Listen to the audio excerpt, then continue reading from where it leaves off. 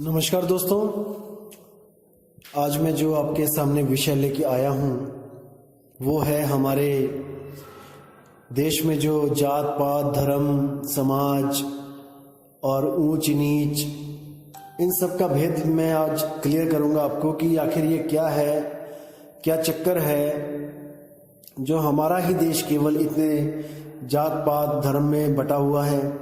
क्या दिक्कत क्या है, कहाँ पे दिक्कत है। तो दोस्तों, सबसे पहले मैं बात करूंगा उस समय की जब ये सृष्टि बनी ही थी। जब ये सृष्टि बनी थी दोस्तों, तब जो पहला जीव इस दुनिया में आया था वो सिंगल सेल बॉडी था, यानी एक कोशिका का जीव था। जैसे अमीबा, पैरामीशियम, इस प्रकार के जो जीव थे सिंगल सेल बॉडी। और उससे भी पहले जो था वो एल्गी थी। एल्गी से शुरुआत हुई है, जैसे साइंस बोलती है कि एल्गी से शुरुआत हुई है। मान के चलते हैं कि साइंस भी चलो अपनी जगह ठीक है, वो भी कि यहाँ पे शुरुआत तो कहीं ना कहीं से होगी, तो सिंगल सेल बॉडी लेके चलते हैं। तो दोस्तों, जब वो सिंगल सेल बॉडी जब आई थी इस दुनिया में, तो उस वक्त कोई अक्षर नहीं था, कोई किताबें नहीं थी, कोई पढ़ाई नहीं थी। कैसे कैसे ये धरती का जो तापमान था वो स्थिर हुआ और सारा पर्यावरण बदला, बारिश की कुछ बूंदें पड़ी होंगी और वही पानी आया होगा, उसमें जीव की उत्पत्ति हुई होगी। तब वहां पर कोई भी अक्षर नहीं था, कोई पढ़ाई नहीं थी, कोई भाषा नहीं थी, कोई जात पात धर्म भेद नहीं था। और उसके और आगे चलते हैं, होते होते होते डायनासोर आए, डायनासोर का युग आया, तब भी कुछ नहीं था। उसके बाद और आगे जाके आदि मानव आया। जैसे कहते हैं कि बंदरों से ही आगे जो ये विकसित होकर बुद्धि एक इंसान की बुद्धि बनी। साइंस को भी साइड में रख देते हैं, मान के चलते हैं कि शुरुआत आदि मानव से हुई, जब इस दुनिया में पहला आदमी और पहली औरत आई, मान के चलते हैं। तो जब वो पहला आदमी और पहली औरत यहाँ पे आए, उस वक्त कोई भी ना गुरु था ना चेला था, ना कोई भाषा थी, ना कोई देश का नाम था, ना ही कुछ भी नहीं था, ना ही कोई वेद पुराण गीता भागवत थे, ना कोई कबीर अमृतवाणी थी, ना कोई किसी ग्रंथ की कोई बात करता था, ना बाइबल कुरान थी। उस वक्त केवल एक आदमी और एक औरत मानव सृष्टि में आए। फिर क्या हुआ दोस्तों? फिर केवल एक ही चीज थी जो उनको समझ में आती थी कि जब भूख लगे तो खाना खाना है, और जब प्यास लगे तो पानी पीना है, और समय आने पे संभोग करके अगली जनरेशन को पैदा करना है। बस यही दिनचर्या थी उनकी, और कुछ नहीं। उसी से वंश आगे बढ़ा और करते करते करते आज इतनी बड़ी दुनिया हो गई, दुनिया पैदा हो गई। तो दोस्तों, यहां पे विचार करना है कि जब कोई अक्षर नहीं था, कोई भाषा नहीं थी, कोई वेद पुराण गीता नहीं थे, तब हमारी क्या जात थी? उस आदमी उस औरत की क्या जात थी?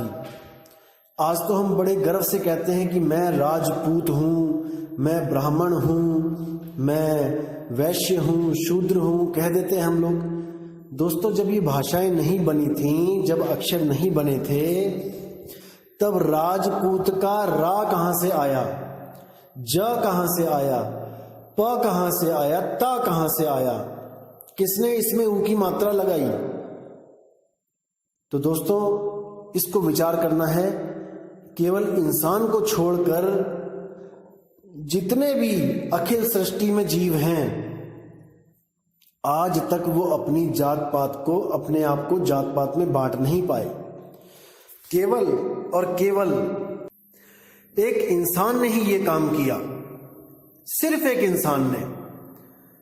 क्यों किया? क्योंकि वो बुद्धिमान था। दोस्तों, वो बुद्धिमान था और वो जंगल में रहता था। जंगल का कानून था कि जो ताकतवर होगा वो कमजोर को खाएगा। दोस्तों, जंगल का कानून यही होता है कि जो ताकतवर है उसी को जंगल में जीने का हक है, और जो ताकतवर नहीं है उसको मरना पड़ेगा, किसी दूसरे जानवर का भोजन बनना ही पड़ेगा। अब इंसान को इतना तो समझ में आ चुका था कि इस जंगल में जीना है भाई, तो ताकतवर बन के जीना है।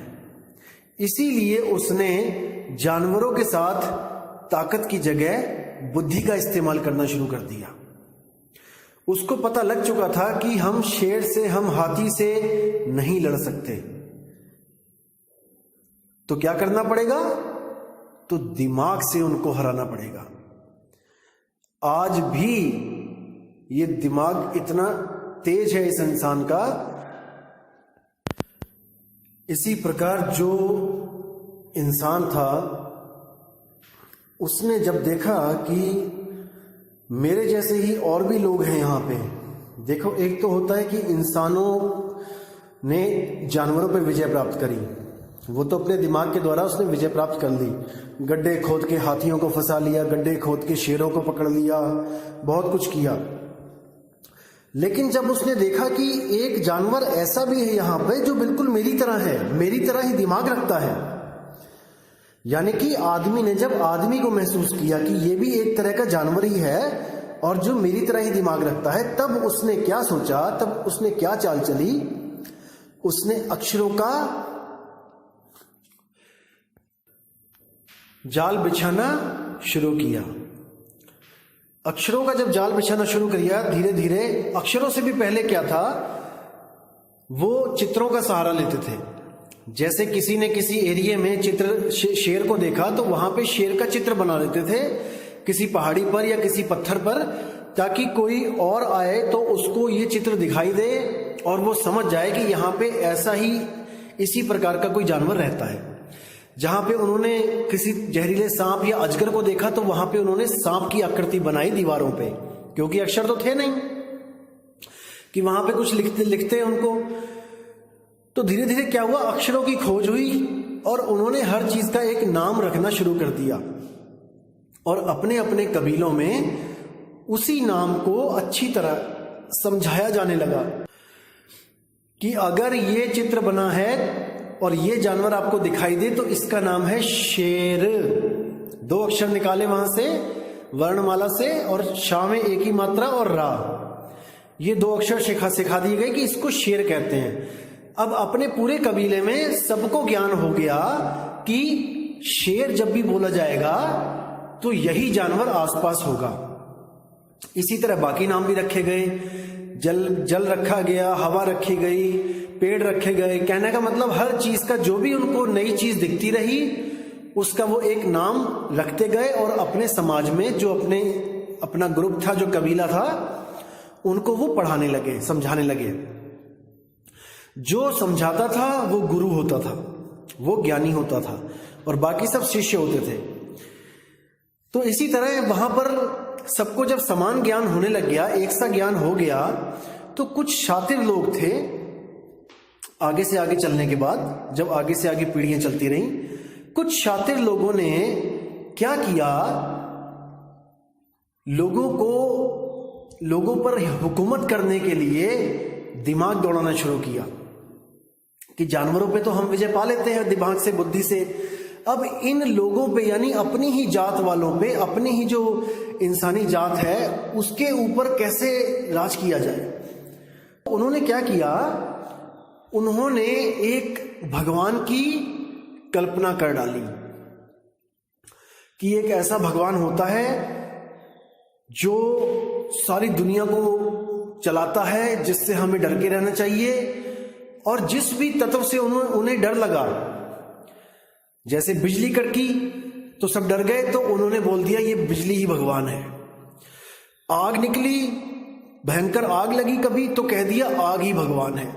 जब पानी आया, पानी ने डराया, तो कह दिया पानी ही भगवान है। यानी कि हर तरह के जो डर के साधन बने उसी को भगवान घोषित करके उसकी पूजा में लगा दिया, उनको खुश करने के लिए लगा दिया। जैसे अग्नि को अग्निदेव बना दिया, वायु को वायुदेव बना दिया, जल को जलदेव बना दिया, धरती कांपने लगी तो इसको धरती माता बना दिया, धरती देव बना दिया, और इन्हीं चीजों की पूजा में सबको लगा दिया। फिर क्या हुआ, कुछ और भी ज्यादा होशियार जो थे, चालाक इंसान थे, उन्होंने क्या किया, उन्होंने ग्रंथों की रचना की, ग्रंथों की रचना करी और उसमें कुछ नाम डाल दिए भगवानों के कि ये जो है इसी से हमें मुक्ति मिलेगी, यही हमारे जो है इस सृष्टि का राजा है, और उसने 4 वर्णों में हमें बांटा है, ब्राह्मण, क्षत्रिय, वैश्य और शूद्र। हमें 4 भागों में बांटा है, और उन लोगों ने खुद को सबसे ऊंची कैटेगरी ब्राह्मण में रखा कि हम ब्राह्मण हैं, और उसके बाद क्षत्रिय बनाए। क्षत्रिय जिसको रखा वो थोड़े तगड़े बंदे थे। तगड़े बंदे मतलब कि जो लड़ने झगड़ने में तेज थे, उनको क्षत्रिय बनाया। क्षत्रिय का मतलब होता है सैनिक। कमजोरों का कोई काम नहीं होता सैनिक में। और जो लोग अच्छी तरह दुकानदारी करना जानते थे, जो मोल भाव करना जानते थे, उनको रखा वैश्य में, यानी कि जो दुकानदारी करेंगे। और जो बहुत कमजोर थे, जो बेचारे बिल्कुल ही, जिसको कहते हैं ना बुद्धि होगी ना उसमें कोई ताकत होगी, उनको रखा अपनी सेवा करने के लिए शूद्र बना के, कि आप सब शूद्र हो। हालांकि ये बनाया गया था कर्मों के हिसाब से, कि जो बुद्धिमान होगा, जो ब्रह्म को जानेगा, जो परमात्मा की बातें करेगा, वो ब्राह्मण होगा, और जो ताकतवर होगा वो क्षत्रिय होगा, जिसमें युद्ध कौशल होगा, और जो दिमाग से तेज होगा दुकानदारी में, वो बानिया होगा, और जो कुछ भी नहीं कर सकता इन तीनों में से, वो हमारा सेवक होगा, यानी ऊपर के तीनों जातों का वो सेवक होगा। अब ये कर्मों के अनुसार बताया गया, लेकिन हमने क्या कर दिया, उन्हीं लोगों ने क्या कर दिया, इसको धर्म बना दिया, इसको जात बना दी। कर्मों को दोस्तों जात नहीं बना सकते। अगर कर्मों को जात बना दोगे तो गुड़गोबर हो जाएगा। जैसे कर्म होते हैं, जैसे कोई टीचर है हमारे स्कूल का, तो इस टीचर उसका कर्म है, टीचरी करना उसका कर्म है, पढ़ाना उसका कर्म है। अब अगर हम उसकी जात बना दें कि टीचर एक जात है और इसी जात वाले लोगों को अधिकार है कि वो स्कूल में पढ़ाएंगे, तो दोस्तों टीचर का जो बच्चा होगा, जरूरी नहीं कि वो भी टीचर की तरह बुद्धिमान होगा। वो 1 नंबर का लफंडर हो सकता है, 1 नंबर का नशेड़ी हो सकता है, 1 नंबर का महामूर्ख हो सकता है। तो हम उसको कभी टीचर एक्सेप्ट नहीं करेंगे किसी स्कूल में, ना अपने बच्चों का गुरु उसको एक्सेप्ट करेंगे। लेकिन यहां पर क्या चल रहा है, ब्राह्मण का लड़का ब्राह्मण होगा, राजपूत का लड़का राजपूत होगा, बाणिये का लड़का बाणिया होगा, शूद्र का लड़का शूद्र होगा। कितनी बड़ी विडंबना है दोस्तों, कितना बड़ा धोखा है हमारे साथ जो किया गया। ब्राह्मण का लड़का 10 बार फेल हो जाए स्कूल में, उसको काखा गाना आती हो, ABCD ना बोल पाता हो, वो फिर भी ब्राह्मण ही कहला रहा है।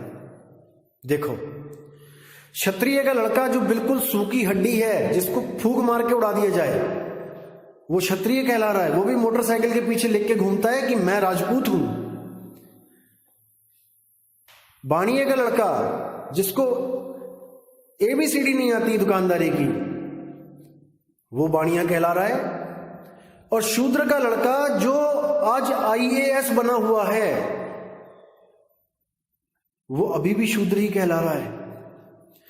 तगड़े तगड़े बिजनेसमैन बन गए हैं शूद्र, लेकिन वो कभी बाणिये बन ही नहीं पाए, वो आज भी शूद्र ही है, जबकि उनमें पूरी क्वालिटी है कि वो अपनी जात चेंज कर सकें कर्मों के अनुसार। कितने शूद्र हैं जो आज भारत माता की रक्षा करते हैं, सरहदों पे खड़े होकर एक सैनिक का फर्ज निभाते हैं, लेकिन सैनिक होते हुए भी वो क्षत्रिय नहीं है। कितना बड़ा धोखा है हमारे साथ, और ये धोखा है केवल अक्षरों की वजह से। दोस्तों, अगर सारे अक्षरों को खत्म कर दो आप, एक भी अक्षर इस दुनिया में ना रहे, अब मुझे बताओ कि आपकी कौन सी जात है, आप कौन से वर्ग में आते हो, आपका क्या धर्म है, आप किस देश के वासी हो, और आपके देश का नाम क्या है, आप किस भगवान की पूजा करते हो, उसका भी नाम बता दो मुझे। अगर इन अक्षरों को खत्म कर दिया जाए तो, यानी कि हमारा भगवान तक इन अक्षरों का गुलाम हो चुका है। अक्षर नहीं तो भगवान नहीं, अक्षर नहीं तो मोक्ष नहीं। क्यों? क्योंकि मोक्ष तो मंत्रों से मिलेगा, और जब अक्षर नहीं तो मंत्र नहीं, फिर तो सब फंस गए 84 के चक्कर में। मुझे मेल्स आती हैं कि भैया कुछ नहीं करने की जरूरत है, बस राम राम राम राम करते रहो और पार हो जाओगे। भाई तब आपका राम कहां था जब हिंदी भाषा के, संस्कृत भाषा के अक्षर भी नहीं बने थे? तब ये आपका राम मंत्र कहां था? भाई रा तो तभी आया ना जब काका गागा अंगा चाचा जाजा करके रा तक पहुंचे। अगर ये 52 अक्षर ही ना बने होते तो कौन सा मंत्र आप जप रहे होते और कौन सा ज्ञान हमें पढ़ा रहे होते आपकी ये मंत्र जप लो। तो दोस्तों इसको समझना पड़ेगा। जब तक पानी का नाम नहीं था पानी, तब भी हमारी प्यास बुझती थी, हम पीते थे पानी। आज जानवरों को नहीं पता है कि पानी का नाम क्या है, फिर भी उनकी प्यास बुझती है। इसका मतलब वस्तु से प्यास बुझेगी, उसके नाम से नहीं। कबीर साहब ने वस्तु की बात करी है। वस्तु कहीं ढूंढे कहीं कैसे लागे हाथ, गुप्त वस्तु तब मिले जब भेदी लीजिए साथ। वो गुप्त वस्तु तब मिलेगी जब आपको एक भेदी सतगुरु मिल जाएगा, अन्यथा आप मंत्रों के चक्कर में सारा जीवन बर्बाद कर लोगे। अब कोई कहता है कि भगवान का नाम नहीं लेंगे तो भाव कैसे बनेगा? दोस्तों आप पानी को जहर समझ के पी लेना। आज पानी को पीना और सोचना कि मैं जहर पी रहा हूं, आपका भाव जहर की तरह हो जाएगा कि जहर पी रहा हूं मैं। दोस्तों तो क्या पानी आपका गला गीला नहीं करेगा? क्या आपकी प्यास नहीं बुझेगी? दोस्तों परमात्मा को आपके भाव की जरूरत नहीं है। परमात्मा को पाना है, वस्तु सही होनी चाहिए, भावों से कोई लेना देना नहीं होता। कई लोग कहते हैं धन्ना जट को पत्थर में मिल गया विश्वास के कारण। अच्छा चलो ठीक है, विश्वास करके देख लेते हैं। एक छोटी सी स्टोरी सुनाता हूं आपको। एक बार एक नई नई बिहाई लड़की शादी होके आई ससुराल में, तो उसने माता से पूछा, अपनी सास से पूछा कि माता आप ये क्या कर रहे हो? माता क्या कर रही थी कि वो मटकी में जो मदानी डालते हैं जिससे हम दूध दही से मक्खन निकालते हैं, वो डाल के उसको रिड़क रही थी, उसको चला रही थी। तो जो गुप्त थी वस्तु वो है मटकी में, दिख नहीं रही है। वो जो अंदर पड़ा है मटके में दिख नहीं रहा है, मटका दिख रहा है, ऊपर मदानी दिख रही है। तो उस लड़की ने पूछा माता ये क्या कर रही हो? तो माता ने क्या कहा कि मैं मक्खन निकाल रही हूं। तो उसने कहा ठीक है माता, मैं भी कल निकालूंगी। तो कहती है माता ठीक है निकाल लेना। अगला दिन बीतता है तो वो लड़की मटके पे मधानी रखती है और उसको रिड़कती है, रिड़कती रिड़कती रिड़कती 2 घंटे रिड़कती रहती है और उसमें कोई मक्खन ही नहीं निकलता है। तो माता कहती है क्या हुआ बेटी, इतनी देर हो गई, क्या कर रही है? कहती माता निकल ही नहीं रहा इसमें से मक्खन। तो कहती है ऐसा कैसे हो सकता है, दिखा मुझे। तो जब वो देखती है तो क्या देखती है कि उसने उसमें दही डाला ही नहीं है, उसने पानी डाल रखा है। और पूरे विश्वास के साथ बैठी है कि जैसे माता ने मक्खन निकाला मेरा भी निकलेगा, पूरे विश्वास के साथ कर्म कर रही है वो। लेकिन दोस्तों पानी में मदानी मार के मक्खन नहीं निकलता है। तब माता ने वहां पर उसको बोला कि बेटी तेरी वस्तु गलत है, तू सही वस्तु पे कर्म नहीं कर रही है, तू सही वस्तु पर विधि नहीं, विधि तेरी ठीक है लेकिन तेरी वस्तु ही गलत है, इसलिए तू वस्तु को बदल। तो जब उसने वस्तु को बदला तब उससे वो मक्खन प्राप्त हुआ। यानी कि उसका विश्वास धरे का धरा रह गया अगर वस्तु गलत हो तो। इसलिए सत्य को आपके विश्वास से कोई फर्क नहीं पड़ता। अगर आप गलत नाम जप रहे हो और आपने पूरा विश्वास कर लिया है कि इससे मेरी मुक्ति हो जाएगी, तो सत्य को इससे कोई फर्क नहीं पड़ता, सत्य आपको नहीं मिलेगा। लेकिन आपने अगर सही वस्तु पकड़ ली है और आप उसका सिमरण कर रहे हो, तो इससे आपके विश्वास और ना विश्वास से कोई लेना देना नहीं। जिस चीज को आप कोशिश कर रहे हो वही चीज आपको प्राप्त होगी, उसमें कोई बदलाव नहीं होगा। जैसे आप बर्फ को ये मान के हाथ लगाओ कि ये आग है, ये गर्म है। दोस्तों छूने पर आपको ठंडी ही लगेगी, क्योंकि वो उसका स्वाभाविक गुण है। इसी तरह जो शब्द है वो आपको मुक्ति देगा अगर वो सच्चा शब्द हो। विश्वास से इसका कोई लेना देना नहीं होता। विश्वास तो केवल गुरु के ज्ञान पे किया जाता है, परख के द्वारा। शब्द को आपके विश्वास और ना विश्वास से कोई लेना देना नहीं है। अगर आप उसका सिमरण करोगे, उसको याद करोगे, तो भाई उसको प्राप्त करोगे, अगर वो सच्चा शब्द है तो। अगर वो सच्चा शब्द नहीं है तो पूरे विश्वास के साथ भी याद करोगे, तब भी वो आपको नहीं मिलने वाला। जो पाओगे, जो खोजोगे वही पाओगे। जिसका बीज बोओगे उसी का पेड़ आपको प्राप्त होगा। ऐसा नहीं हो सकता कि आपने बोया तो असत्य है और आपको प्राप्त सत्य हो जाए, ऐसा कभी नहीं हो सकता। कई लोग क्या कहते हैं कि भाई जाप तो करना पड़ेगा, अजपा जाप तो करना पड़ेगा, अनहद नाद तो सुनना पड़ेगा, तभी तो वो शब्द प्रकट होगा। अब देखो यहां पे भी आपको मैं क्लियर कर दूं, वो कहना चाहते हैं कि वो ये भी मानते हैं कि जाप, अजपा, अनहद ये तीनों नकली नाम है, असल नहीं है, ये झूठ है। लेकिन उनके गुरुओं ने उनको कितना दृढ़ कर रखा है कि बेटा झूठ करना पड़ेगा तभी तो सत्य मिलेगा। कितनी बड़ी चालाकी है उन गुरुओं की, जो ये कहते नहीं बेटा जपना पड़ेगा तभी तो वो मिलेगा सत्य। यानी कि आप मेहनत कर रहे हो नकली पे, मेहनत कर रहे हो झूठ पे, और आपको उसका फल दिखाया जा रहा है सच, कि सच मिल जाएगा झूठ को जाप करके। दोस्तों कभी नहीं मिलेगा, कभी नहीं मिलेगा। इसको दिमाग से निकाल दो कि जाप, अजपा, अनहद की जो नाद, इसको सुन के आपको वो शब्द मिलेगा, वो सच्चा शब्द आपको कभी नहीं मिलेगा। क्योंकि जो बोओगे वही पाओगे। बोया बीज बबूल का, तो अम्बुआ कहां से पाए? नहीं मिलेगा, लिख के ले लो।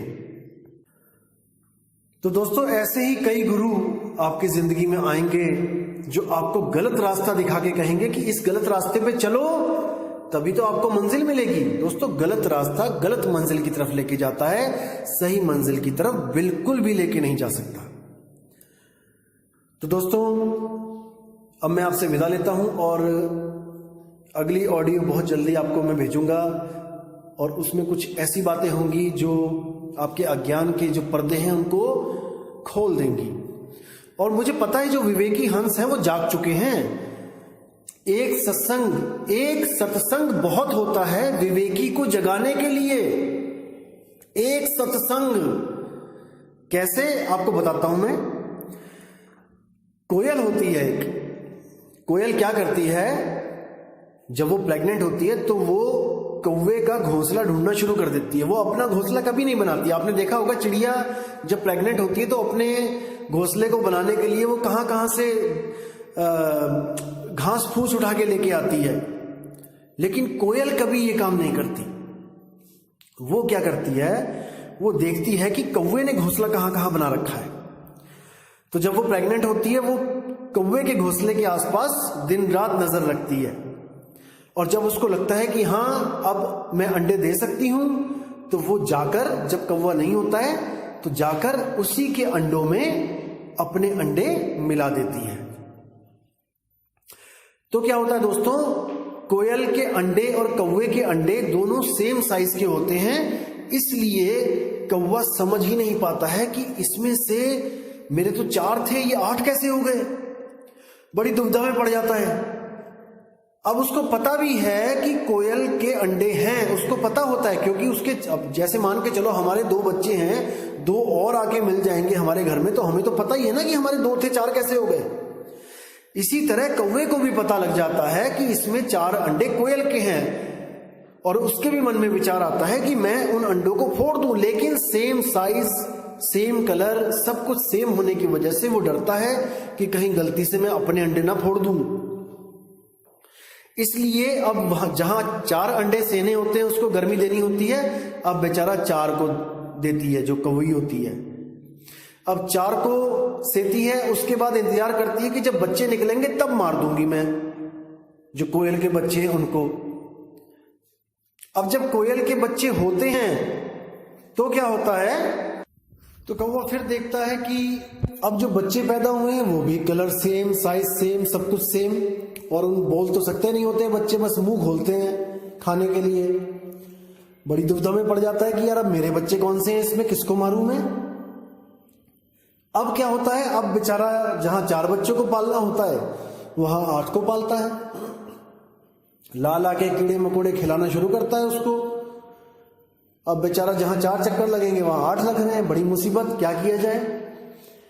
तो कहता है कोई बात नहीं, थोड़े और बड़े हो जाए फिर बताता हूं इनको। धीरे धीरे वो बड़े होने लगते हैं और कौवा उनको उड़ना सिखाने लग जाता है।